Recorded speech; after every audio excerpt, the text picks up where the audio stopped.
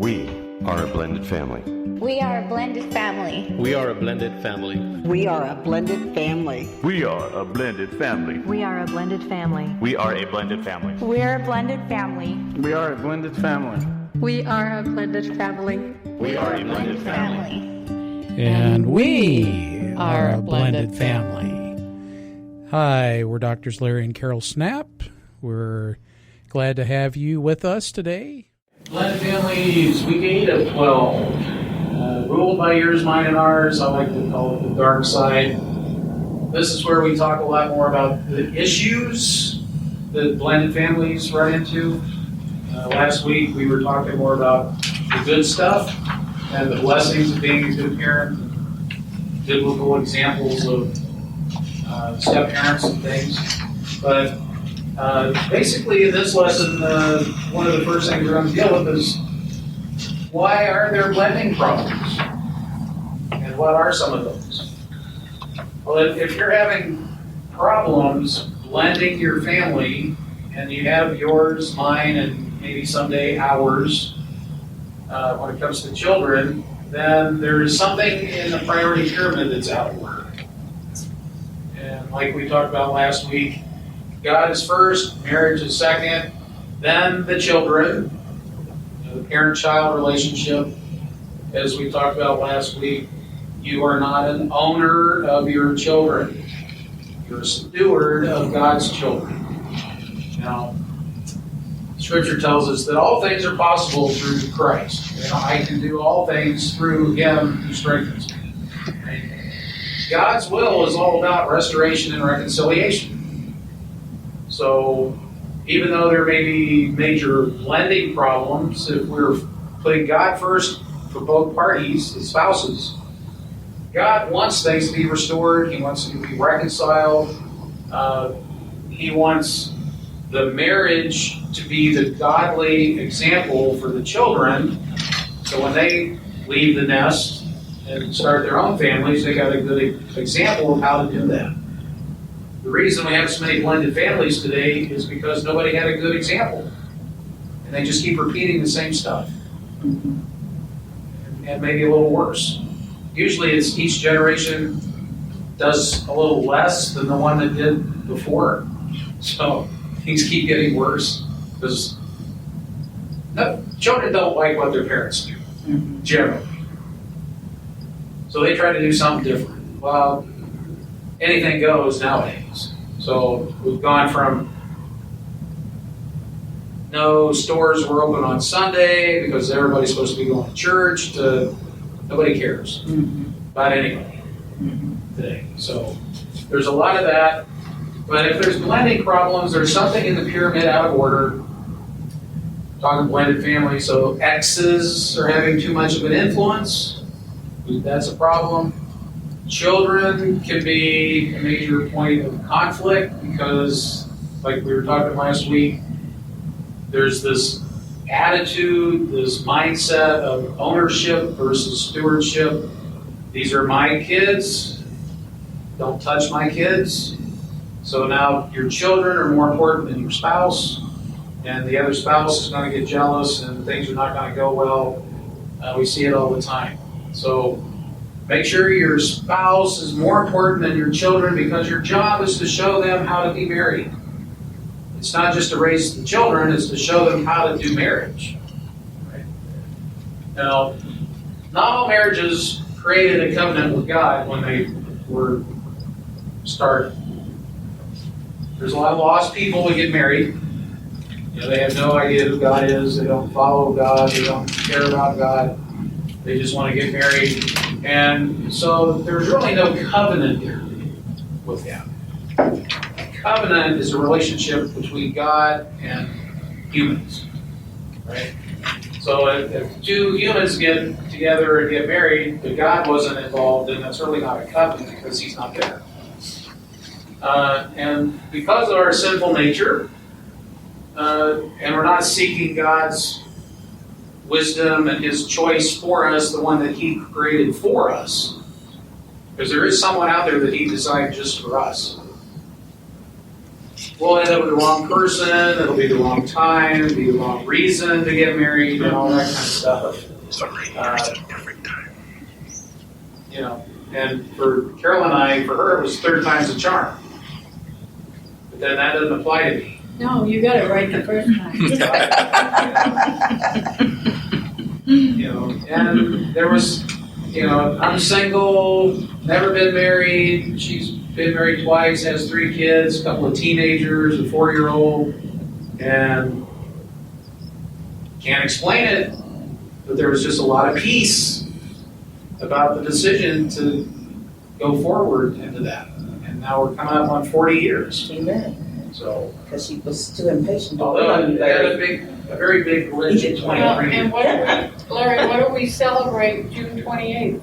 Well, that's the night we met at the disco. Yeah, we still celebrate the night that we met. Yeah. Every year.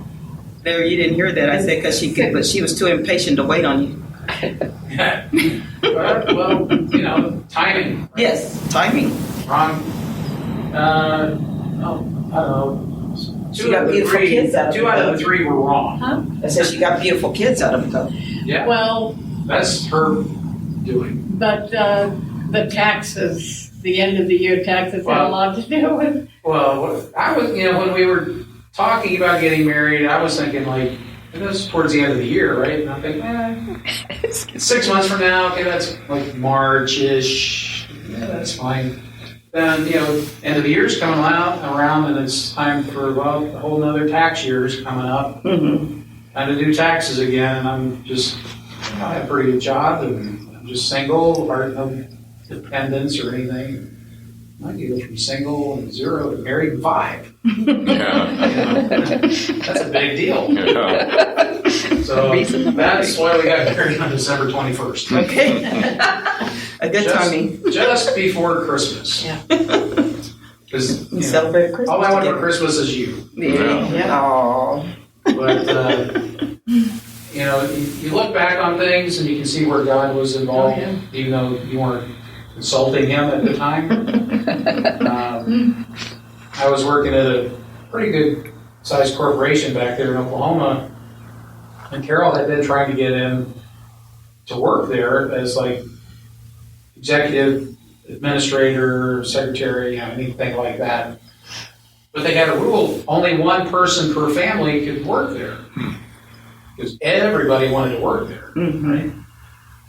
Well, we got married on December 21st. She'd been sending in applications for several months. The 21st was a Friday. Christmas was the next Tuesday. Wednesday, she gets a call from HR. Come on in. Well, now she's ineligible. Right? So, you know, you look back To and the first of the year. you know, we didn't stay there that much longer after that. And if both of us had been working there, it would have been tougher to leave. Because we both would have had decent jobs. So that would have been harder to leave. At least that's the way I'm looking at it.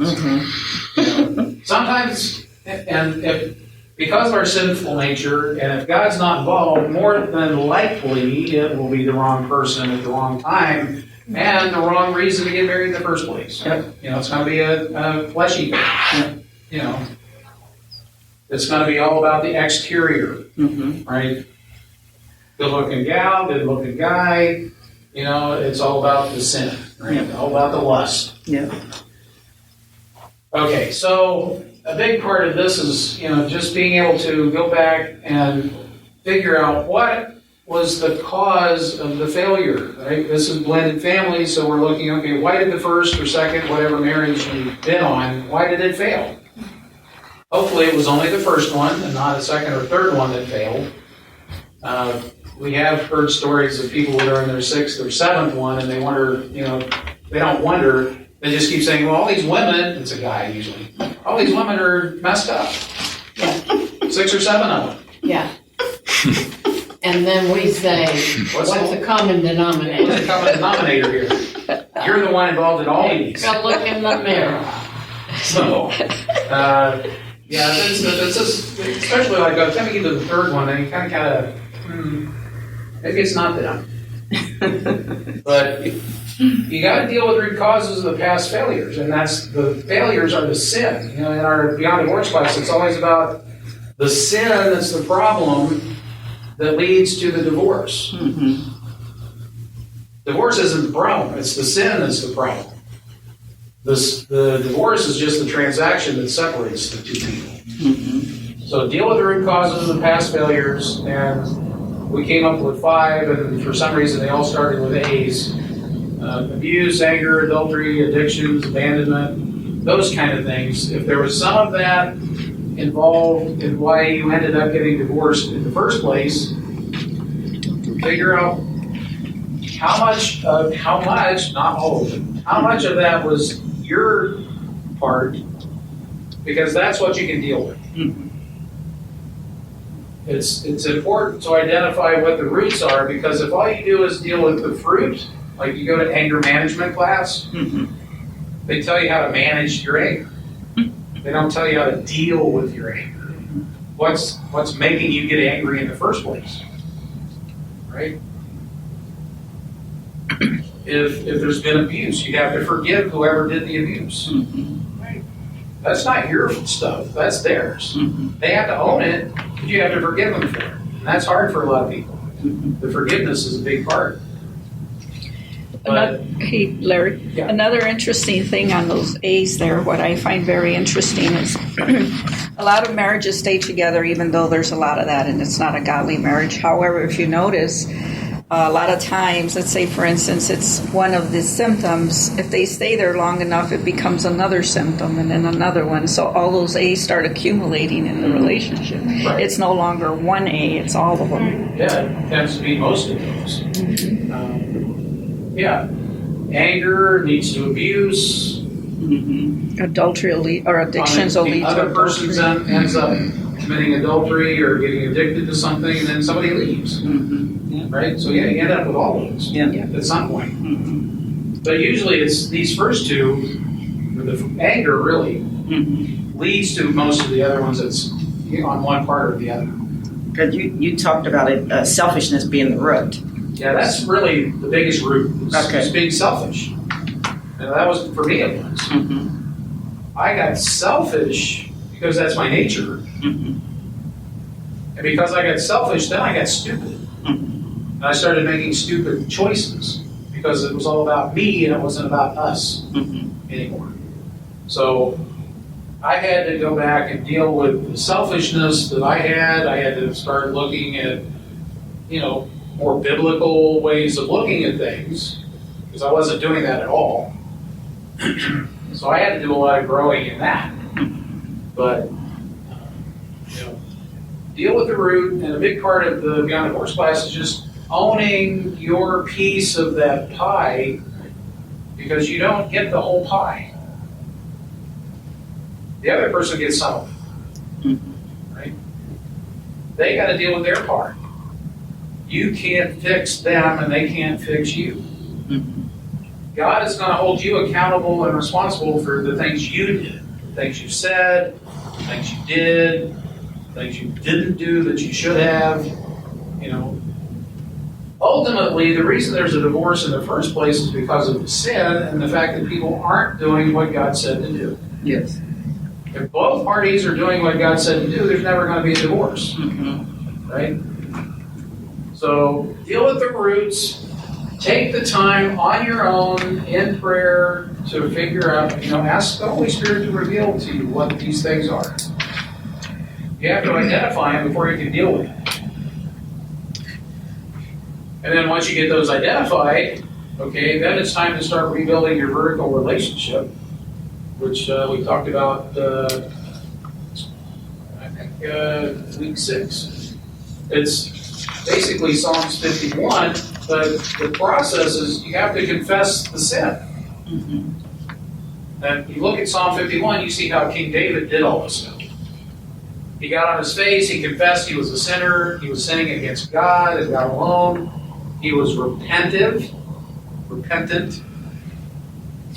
I'm sorry, God, I know I sinned, and I sinned against you. He was confessing it out loud, he was repenting, he was thinking differently about what he had done. He was sorry for what he had done because he knew it hurt God. This is Christian Living Radio. A big difference for King David was he was sorry he hurt God. He didn't really care about getting caught. He knew what he did. He knew it was wrong. When he got exposed, I'm sorry, God. It was like the first thing out of his own. He wasn't trying to cover it up after he got exposed. He was trying to cover it up. Then it got exposed. And then I was like, I'm sorry, God, I screwed up.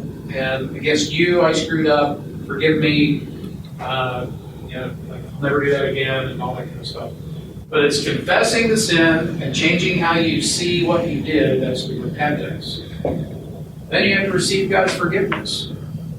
And even that can be hard for some people. They don't feel worthy of being forgiven. That's part of the spiritual warfare. How could, what I did was so bad, how can God forgive me for that? Right? That's a lie from hell. Yes. Satan is, you're so bad, God would never forgive you for that. No, that's a lie. God is all about forgiving us. He wants us to be free from our sins. That's why we have Christ on the cross. Amen. But we have to receive it and own it, make it ours, to make it real. To me, it's like the Christmas present under the tree. It's got my name on it, but if I don't open the box, it's just a box with my name on it. It's not doing me any good. So I got to receive it, open it up, own what's in there, and then I have to forgive others if necessary. If someone did something to me that hurt me, I have to forgive them. That's on me. What they did is on them. Whatever the act or the word was that they issued, they got to go through the same process on their end. Right? They have to confess what they did. They got to repent. They got to get God's forgiveness. It would be nice if they asked me to forgive them for what they did. But they don't have to. I still have to forgive them, though, whether they ask or not. And then if I did something, I have to forgive me. I got to forgive myself. So if I'm not receiving God's forgiveness and forgiving myself, then there's a pride issue there. So rebuilding your vertical, see Psalm 51, confess, repent, receive God's forgiveness, forgive others, and forgive yourself. And Romans 14:12 and Matthew 12:36 there it talks about you are responsible for your decisions. You have to answer to God, and you don't answer for anyone else. So we're talking about owning whatever the roots are, the sin problem, all those things, whatever that is. You're responsible for what you did. Your thoughts, your words, your actions. That's on you. If somebody else is saying something, that's them. And it's so much easier to try to deal with someone else's problems for them. You need to do this, you need to do that. That'll make you better. But you're still messed up. Right? So much easier. It's hard to deal with yourselves because you got to be honest, and we don't like to be honest with ourselves. We're the easiest person to lie to. Ourselves. That's good. But you are responsible for your decisions and your actions. You answer to God for what you do, and only what you do. So this is like the dark side. If you have to go through a divorce, and sometimes it's better because you're in a situation that's detrimental to your health, safety, welfare. But divorce is really hardest on the children. And we've seen it over and over. One spouse will try to use the children as a weapon against the other one. And put the children in the middle to make them, they'll poison their minds against the other one. They'll make them choose between one or the other and things like that. And that just makes it very difficult for the children to be able to live a decent life, because now they want to love both parents, and they're like, why can't you guys get along? You know? But one of those things I saw on Facebook was, every time you try to shoot an arrow at your spouse, it lodges in the heart of your child. Yeah. Yeah. Right? Because they love both. And most of them try to do it equally. But one is trying to make the other one look like the enemy.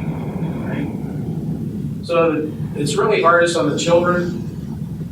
I had somebody I used to work with that was talking to me about, getting the kids at the dad's house, taking them to school, and one of the kids said, "Oh, I left my backpack at Dad's house." And that just brought this picture to my mind that the kids lost their house. So now it's Dad's house and it's Mom's house. It's not their house. They just lived at Mom's or Dad's, And when I was growing up, that was my house. Yeah. I lived there. That was my house. I identified as like an owner of that house. That was my yard, that was my house, that was my room in there, stuff like that. And when you're going back and forth between parents, now it's just their house. So the children kind of lose part of their identity after divorce, because they're just going from one place to another. They don't really own anything there. It's all temporary. Okay, so it's important to forgive your ex, no matter what, because that's mandatory. You got to forgive others. Ask your kids to forgive you. We always suggest a family meeting. Get the kids together, yours, mine, and ours. Get them all together, and just confess that you messed up in the previous relationship. And so now you're trying to do things better. You're trying to start over, make a better life for everybody. But to let them know it's not their fault. Yeah, it wasn't their problem. The adults were the problem. And allowing the children to forgive the adults helps stop the generational curses. Now, Exodus says, 34:7 there, it's like God will visit those sins to the third and fourth generation, right? Generally, I think that's, at least if you're able to forgive, that helps stop those. And it's the unforgiveness that usually keeps them going. But if your parent does something to you and you never forgive them for that, and then now you're an adult, you have children, and you still haven't forgiven your parent for whatever happened, your children see that. They see that you're not forgiving your parent. So then what happens then? Well, you've done something to hurt them at some point. They're not going to forgive you either. So then there's another generation that is unforgiving. So it's always good to get the kids together, and this is something that you and your new spouse should do together, because you're one, you're united, and you're in agreement. And now you just let the kids know, hey, we screwed it up. We're very sorry for that. Please forgive us. We got some new ways of doing things now. We're learning different things. We have a better idea of what we're doing. We don't want to make the same mistakes that we did before. And give them an opportunity to forgive you, because that helps clear the tape. Let's see, the other thing, Ephesians 5:33, love and respect. Show the children that you're doing things the way that they should be. Again, like we were talking about last week, part of your job as a parent is to show your children how to do a marriage. It's not just raising kids, show them how to be married. And that's what this last thing, be a godly example. They'll do what you do. They may not do what you say, probably not. They'll actually end up doing what you're doing, only maybe not quite as much or as well. Yeah. Because, like you said earlier, this generation does what the last one did, only not as much. Yeah. It's like each one gets sometimes just slightly worse, Sometimes there's a big jump in worse, but hardly ever does it ever get better than the one before. We keep trying, I guess, but that's usually not the way it goes. But show the children how important it is, and like go back to the very beginning, the pyramid is out of order if there's a blending problem. So the goal of being married, especially in a blended family, is to get that pyramid in the right priorities. So God is first, your spouse is next. You want your children to see how important it is to have a good relationship with your spouse. The kids come after the spouse. So it's not all about them when they get married. They know that my spouse needs to be more important than the kids, those kind of things. This marriage is more important than the last one who died. So if there's, you got to do the co-parenting thing. There's no way around that. Generally, the court will tell you how to deal with that. But still, as a Christian, you're still supposed to treat each other with love and respect. We're still supposed to love our enemies, pray for them. That's the hard part. We forget that when it comes to spouses. Yeah, God didn't say it was going to be easy. Ex-spouses, I mean. Just said it would be worth it. A kind word turns away wrath. So if you're speaking with a kind word about the ex, that helps the children, right? Less stress on them. They see that at least you're being decent, a decent human being. One of our couples learned when it came time to deal with the ex, if the wife needed to deal with her ex, they figured out if she would run whatever it was she had to say, if she would run it by her husband to get his perspective on what it would sound like to a guy, it always worked better. Because she would generally just do her thing and chew him a new one, and then she'd be all upset and take it out on the husband, not the ex, right? And he'd say, "Oh, you talked to your ex today, didn't you?" And then the same thing with him. If he had to talk to his ex, he'd run it by her. "Oh, don't say that. She'll think of this. She'll think you're trying to do this or that." And they just found that if they could run it by each other to talk to the ex, whichever one was talking to the other one, if they just run it by each other, it saved a lot of trouble. And especially for the wife, when she did finally talk to the ex, he agreed to everything. Because she had, here's how he's going to hear this. And her husband, "Oh my God, don't ever say that, Say it like this." And then she did. It was like, "Oh, sure, no problem." But she would say it the way she wanted to say it, and he'd get all offended, because she was not real nice about it, I guess. And then he'd be all upset. He did not want to agree to anything, just because he was being attacked. Right?